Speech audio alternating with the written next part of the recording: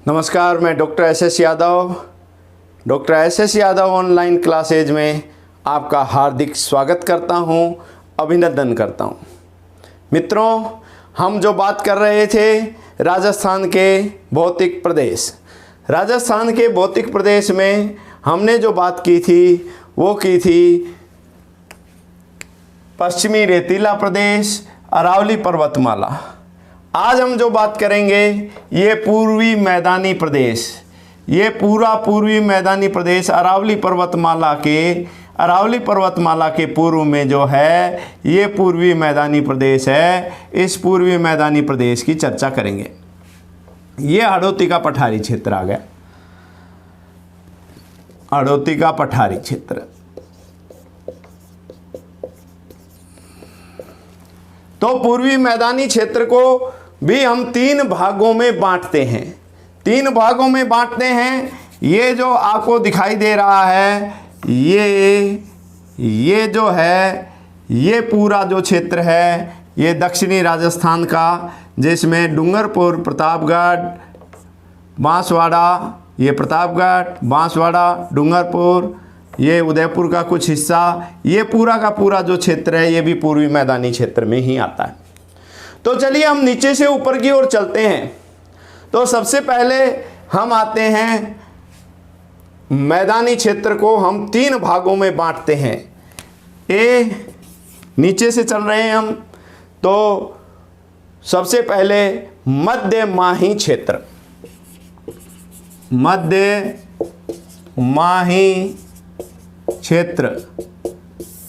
मध्यमाही क्षेत्र जो है, यानी माही जो नदी है, ये जो आपको नदी दिखाई दे रही है ये माही नदी है। और माही नदी का जो क्षेत्र है, माही नदी कर्क रेखा को दो बार काटती है। माही नदी का जो मध्य का क्षेत्र है इसे मध्य माही का मैदान कहते हैं। इसे क्या कहते हैं? मध्य माही का मैदान कहते हैं। आप माइंड में चित्रण करोगे तो आसानी से याद हो जाएगा। मध्य माही मैदान क्षेत्र है, ये बहुत तीव्र ढाल वाला क्षेत्र है। कैसा है?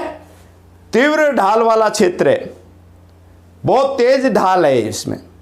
राजस्थान के किसी भी क्षेत्र का अगर ढाल पूछा जाए, तीव्र ढाल वाला क्षेत्र है तो मध्य माही का मैदान।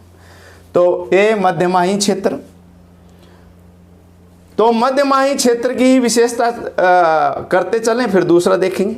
मध्य माही क्षेत्र में एक घास होती है जिसको हरा सोना कहा जाता है, वो है बांस। बांस एक प्रकार की घास है, यात्रीगण ध्यान दें। बांस एक प्रकार की घास है। ये वन रक्षक के पेपर में आया था कि बांस क्या है। पेड़, पौधा, घास, वृक्ष, समझ में आया?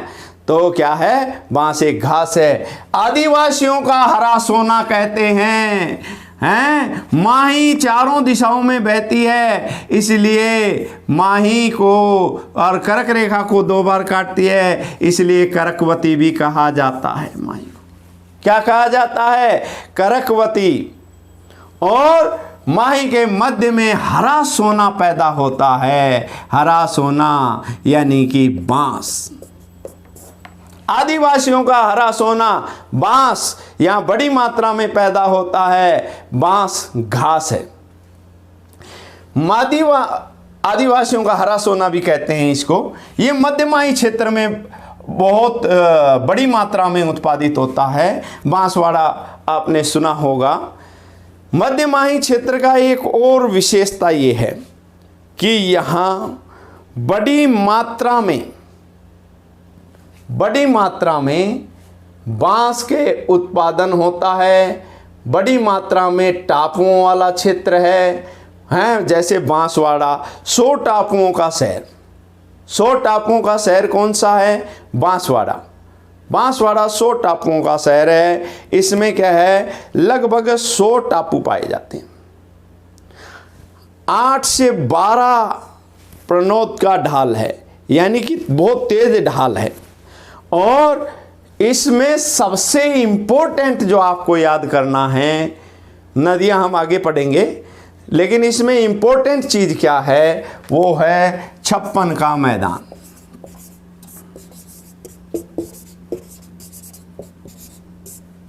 छप्पन का मैदान ये आप देख रहे हैं, ये जो है ये बांसवाड़ा है और ये जो प्रतापगढ़ है। बांसवाड़ा और प्रतापगढ़ के ये जो बीच का क्षेत्र है ये 56 का मैदान कहलाता है। बांसवाड़ा प्रतापगढ़ के बीच का क्षेत्र 56 का मैदान कहलाता है। अब कैसे याद करेंगे, कैसे मानसिक चित्रण करेंगे? आप चित्रण कीजिए कि ये महाराणा प्रताप हैं और महाराणा प्रताप के हाथ में क्या है, बांस। क्या है, बांस। महाराणा प्रताप के हाथ में बांस है और इस बांस को देखते ही 56 लोग भाग जाते हैं। प्रताप के बांस को देखते ही 56 लोग भाग जाते हैं।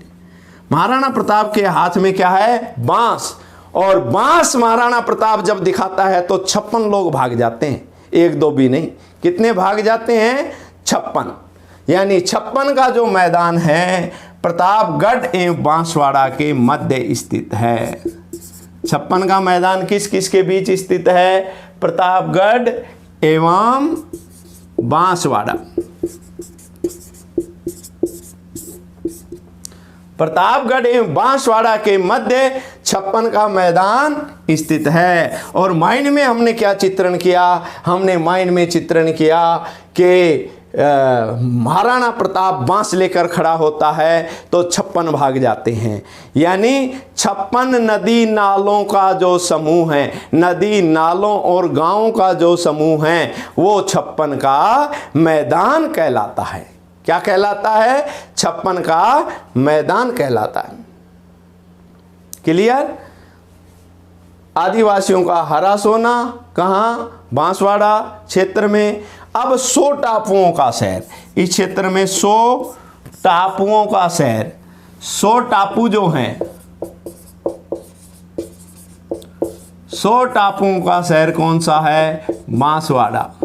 अब माइंड में आपको चित्रण करना है कि अगर 100 टापुओं पे जाओगे आप तो बांस का सहारा लेना पड़ेगा। यानी बांसवाड़ा जो है वो 100 टापुओं का शहर है, 100 टापुओं का शहर।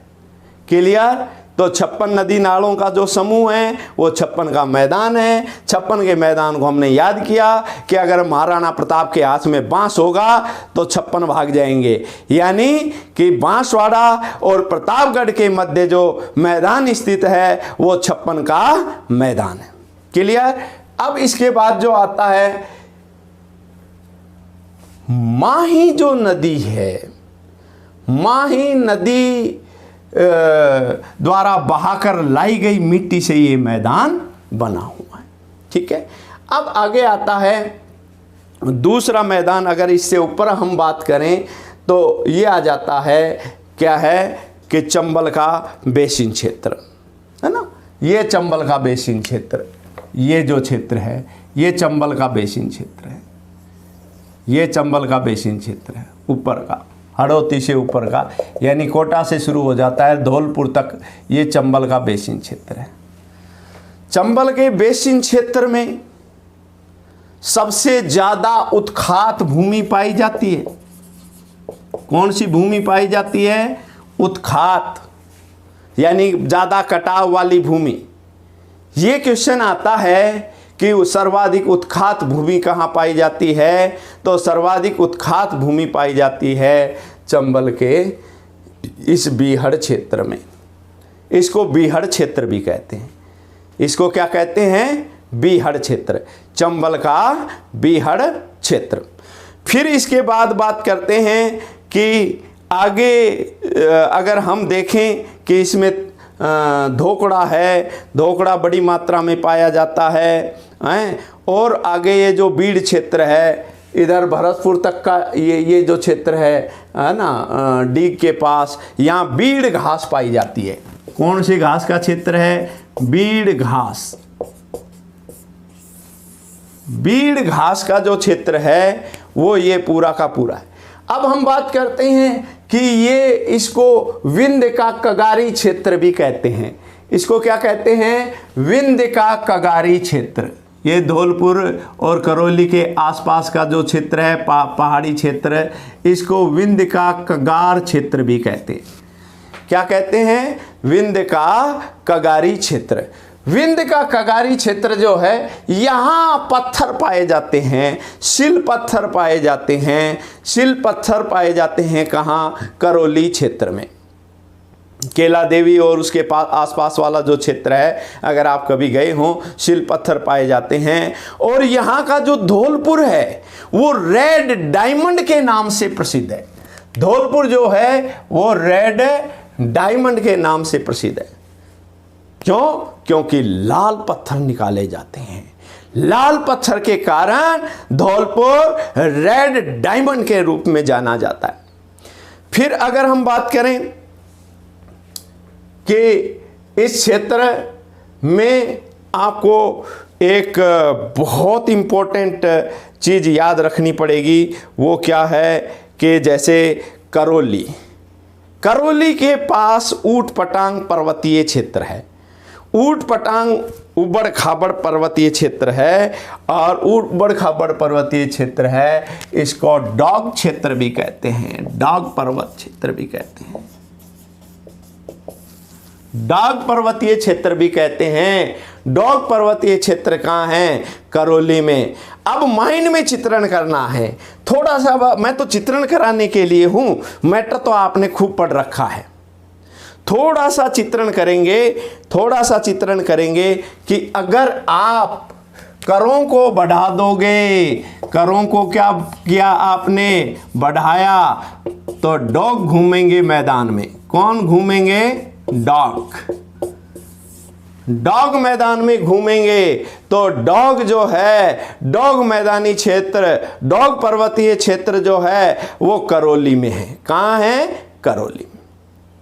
फिर एक और बात इंपॉर्टेंट है कि इस क्षेत्र में बड़ी बड़ी गार्ज बनाती है चंबल, गहरे। और फिर अगर आप देखेंगे तो बहुत कटाव वाला क्षेत्र, सवाई माधोपुर में बीहड़ क्षेत्र। फिर आप अगर ऊपर चले जाएंगे तो एक जंगल वाला जो क्षेत्र है, जो धौलपुर और करौली के बीच में है। धौलपुर और करौली के चंबल के किनारे वाला जंगली क्षेत्र जो है वो डांग कहलाता है। क्या कहलाता है? डांग क्षेत्र। धौलपुर और करौली के मध्य जो घने जंगल वाला क्षेत्र है वो डांग कहलाता है। दोकड़ा बड़ी मात्रा में होता है।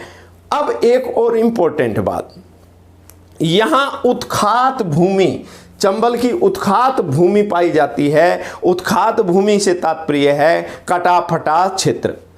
तो बड़ी मात्रा में उत्खात भूमि कहाँ पाई जाती है? चंबल प्रवाह क्षेत्र में पाई जाती है। और चंबल प्रवाह क्षेत्र में कौन से? पूर्वी मैदानी प्रदेश में भी पाई जाती है। तो आपको तीसरी बात एक और है ना, ये डॉग लैंड, डॉग पर्वत, डॉग लैंड भी याद कर लेना आप, है ना। डॉग लैंड, कहीं कहो कि डॉग पर्वत तो आया ही नहीं, डॉग लैंड आ गया। तो डॉग लैंड है, यानी आप माइंड में बस इतना चित्रण करो। अगर करों को बढ़ाओगे, करों को बढ़ाओगे तो मैदान में कौन घूमेंगे? डॉग, है ना। अगर आप कृषि करों को बढ़ाओगे तो मैदान में क्या घूमेंगे? Dog. Dog land, dog land कौन सा क्षेत्र है? करौली का। करों, करो मतलब करौली। और डॉग घूमेंगे अगर करों को बढ़ाओगे तो डॉग लैंड मैंने ऐसे चित्रण करके याद कर रखा है। 20 साल हो गए मेरे को, अभी भी याद है। समझ गए? तो डॉग लैंड जो है वो करौली। तो मैंने ये चित्रण किया, करों को बढ़ाओगे तो क्या होगा? वहाँ मैदान में डॉग ही डॉग घूमेंगे। तो वो पूछेगा डॉग लैंड मैदान कहाँ है? तुम कहोगे ये क्या आ गया? तो डॉग लैंड मैदान करौली में है। अब तीसरी बात मित्रों, हम बात करेंगे तीसरी बात। तो हम बात कर रहे तीसरी बात। तीसरी बात जो है, तीसरा जो है वो है बाणगंगा और बनास के बीच का क्षेत्र।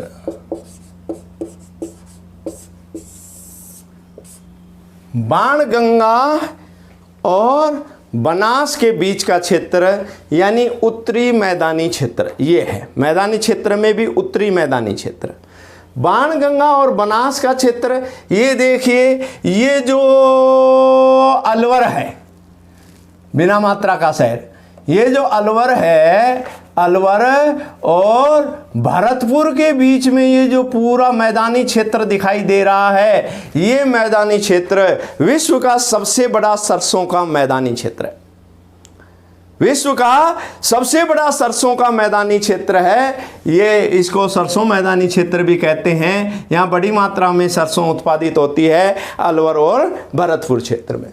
फिर इसके बाद में अगर हम बात करें, ये टोंक और ये जयपुर का क्षेत्र, ये जो क्षेत्र है ये बनास का मटियार क्षेत्र है। यानी यहाँ बालू मिट्टी पाई जाती है, बनास वाली बालू मिट्टी पाई जाती है। बनास वाली बालू मिट्टी पाई जाती हैं जो कि जायद के लिए सवाई माधोपुर से लेकर टोंक तक का जो क्षेत्र है बनास का, ये जायद फसलों के लिए, जायद उत्पादन यानी गर्मी वाली फसलों के लिए, यानी ककड़ी, तरबूज, खरबूजों के लिए बहुत प्रसिद्ध है। फिर अगर हम बात करें कि ये बनास बाणगंगा, आपने माइंड में चित्रण किया होगा कि अर्जुन बैठकर बाण चला रहा है, अर्जुन बैठकर बाण चला रहा है, अर्जुन बैठकर बाण चला रहा है, यानी कि बाण गंगा बैराट से निकलती है। समझ गए? तो आपको थोड़ा सा चित्रण करना पड़ेगा। बैठकर बाण चला रहा है अर्जुन, अर्जुन यानी अर्जुन की पहाड़ी से, अर्जुन की पहाड़ी से बाण गंगा निकलती, बैठकर बाण चला रहा है अर्जुन। तो माइंड में चित्रण करना है, माइंड में चित्रण करोगे फीड हो जाएगा। तो आपने मित्रों पूर्वी मैदानी प्रदेश को देखा। मैं एक बार फिर थोड़ा सा रिपीट कर देता हूँ मूल चीज़ें। ये वागड़ प्रदेश है, क्यों? क्योंकि इस पर्वतीय क्षेत्र को वागड़ कहा जाता है। मध्य माही क्षेत्र है, माही नदी क्या है, 2 बार काटती है कर्क रेखा को। मध्य माही क्षेत्र में सबसे बड़ी घास कौन सी? बांस होती है। क्या होती है? बांस। फिर दूसरी बात आपने की कि प्रतापगढ़, ये प्रतापगढ़ और ये बांसवाड़ा, प्रतापगढ़ और बांसवाड़ा के मध्य 56 नदी नालों का समूह है। 56 नदी नालों का समूह है, इसलिए इसको 56 का मैदान कहा जाता है। क्या कहा जाता है? 56 का मैदान। और इसको आपने कैसे याद किया कि प्रताप के हाथ में क्या है? बांस। और प्रताप के बांस को देखकर 56 लोग भी भाग जाएंगे। कितने लोग भी भाग जाएंगे? 56 लोग भाग जाएंगे डरकर। प्रताप के बांस को देखकर, प्रताप के हाथ में बांस है उसको देखकर 56 लोग भी भाग जाएंगे। तो प्रतापगढ़ और बांसवाड़ा के मध्य का क्षेत्र जो है वो 56 का मैदान है। ओके। फिर उसके बाद में हमने जो बात की 100 टापुओं का जो शहर है वो बांसवाड़ा है। कौन सा है? बांसवाड़ा। अब माइंड में चित्रण करना, उसमें डूंगरपुर भी ऑप्शन आता है, कई लोग गलत कर आते हैं, तो आप माइंड में चित्रण करना। 100 टापू हैं तो बांस लेकर चलना पड़ेगा भाई, कहीं फिसल कर डूब जाएंगे। 100 टापू हैं तो बांस लेकर चलना पड़ेगा, यानी 100 टापुओं का जो शहर है वो बांसवाड़ा है। ठीक है। इसके बाद हमने बात किया चंबल का बेसिन क्षेत्र। चंबल के बेसिन क्षेत्र में हमने देखा कि बहुत ज़्यादा उत्खात भूमि है। चंबल के बेसिन क्षेत्र में क्या है? बहुत अधिक उत्खात भूमि है, यानी चंबल के कटाव से कटी हुई भूमि। दूसरा हमने देखा चंबल क्षेत्र में हमने देखा कि अगर हम बात करें ऊपर जाके तो ये धौलपुर में बड़ी मात्रा में लाल पत्थर निकाला जाता है, बड़ी मात्रा में लाल पत्थर निकाला जाता है, इसलिए उसको रेड डायमंड कहते हैं। अब माइंड में चित्रण करना, रेड डायमंड है तो उसको हम धोएंगे जरूर, रेड डायमंड है तो उसको हम धोएंगे जरूर, यानी कि रेड डायमंड कौन सा है? धौलपुर। फिर आपने माइंड में चित्रण किया कि ये जो करौली है, ये करौली के का जो मैदानी क्षेत्र है ये डॉगलैंड कहलाता है। क्या कहलाता है? डॉगलैंड।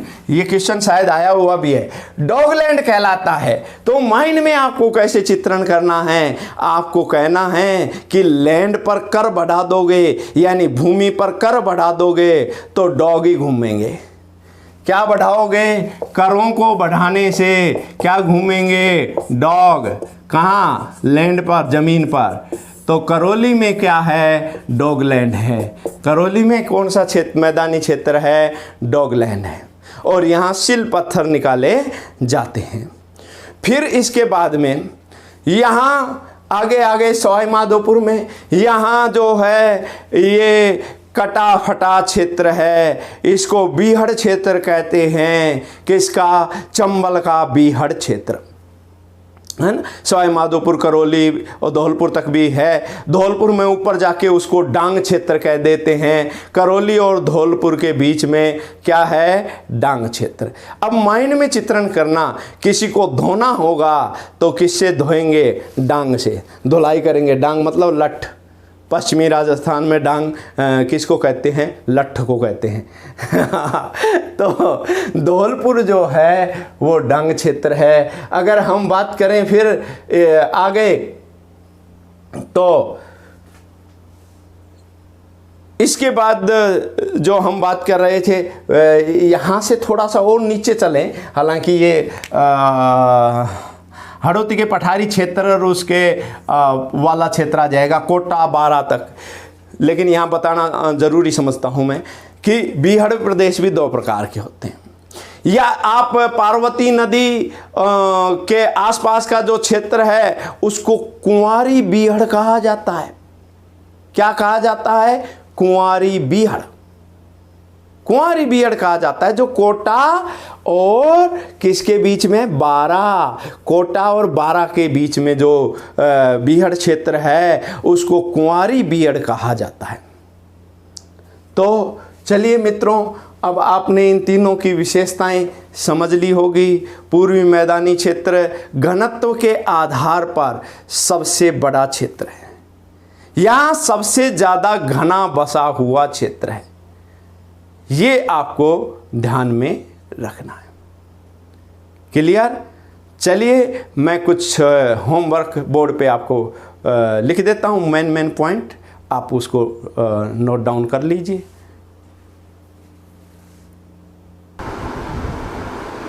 हाँ, तो चलिए देखिए आप कि पूर्वी मैदानी लगभग 23%, 23.3 है कुछ है क्षेत्रफल, पूर्वी और मैदानी से ही आ रहा है। ये ट्रिक होगी। ये सबसे घना बसा हुआ प्रदेश है। मैदान होगा सबसे ज़्यादा लोग बसेंगे, तो सबसे घना बसा हुआ। तो ये भी क्वेश्चन आ जाता है, घनत्व के आधार पर सबसे बड़ा भौतिक प्रदेश कौन सा है? तो कौन सा बताएंगे आप? जनसंख्या घनत्व के आधार पर पूर्वी मैदानी। फिर इसको 3 भागों में बांटा गया है। ये हम सबसे पहले बात कर रहे हैं मध्य माही मैदानी क्षेत्र। इसकी विशेषता क्या है कि मध्य माही मैदानी क्षेत्र यानी माही नदी के मध्य का क्षेत्र है। ये माही नदी के मध्य का क्षेत्र है ना। ये ऐसे माही नदी यहाँ से निकलती है, ये यूँ जा रही है, ये मध्य माही क्षेत्र है। ये कर्क रेखा को 2 बार काट दिया उसने। तो मध्य माही क्षेत्र है, मध्य माही का यानी माही के मध्य का मैदान। तो मध्य माही क्षेत्र इसको इसमें बड़े पैमाने पर क्या पाई जाती है? बांस घास पाई जाती है, जो आदिवासियों का क्या कहलाता है? हरा सोना। तीसरी बात यह है कि प्रतापगढ़ और बांसवाड़ा के मध्य, प्रतापगढ़ और बांसवाड़ा के मध्य 56 नदी नालों का समूह है। 56 नदी नालों और गांवों का समूह है, इसलिए इसको क्या कहा जाता है? इसलिए इसको 56 का मैदान कहा जाता है। 56 नदी नालों और गांवों का समूह है, इसलिए इसको 56 का मैदान कहा जाता है। और आपने ट्रिक क्या याद की कि प्रताप के बांस से 56 भी भाग जाते हैं। अगर प्रताप का बांस देखा, बांस लेकर प्रताप आ गए, महाराणा प्रताप, तो 56 के 56 भाग जाएंगे। फिर इसने वागड़ प्रदेश, स्थानीय भाषा में इसको वागड़ क्या किसको कहा जाता है? वागड़ पर्वतों को, छोटे छोटे जो पर्वत हैं उनको वागड़ कहा जाता है। और वहाँ वागड़ी बोली भी बोली जाती है, इसलिए इसको डूंगरपुर और बांसवाड़ा के क्षेत्र को वागड़ प्रदेश भी कहा जाता है। तो ये मध्यमाही का मैदान, अब आप इसका स्क्रीनशॉट ले लीजिए, फिर आगे चलते हैं।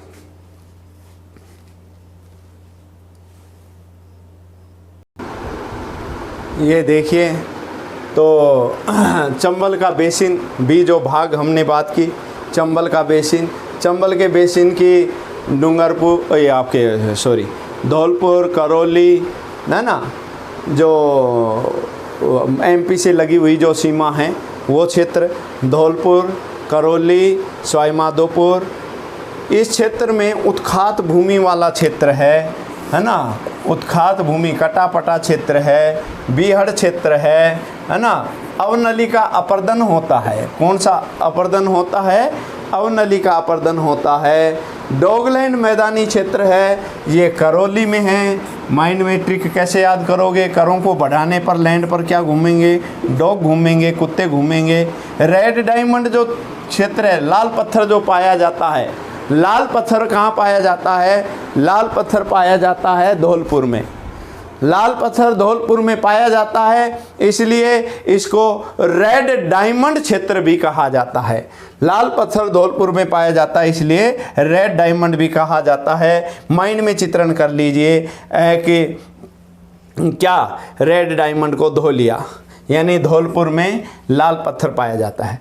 शिल पत्थर जो पाया जाता है वो करौली में पाया जाता है। इसको विंध्य का कगारी क्षेत्र भी कहते हैं। क्या कहते हैं? विंध्य का कगारी क्षेत्र।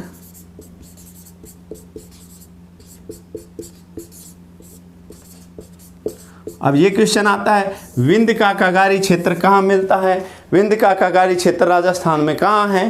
तो ये आपके धौलपुर और करौली के ऊपर वाला जो क्षेत्र है एमपी से लगा हुआ, ये विंध्य का कगारी क्षेत्र है।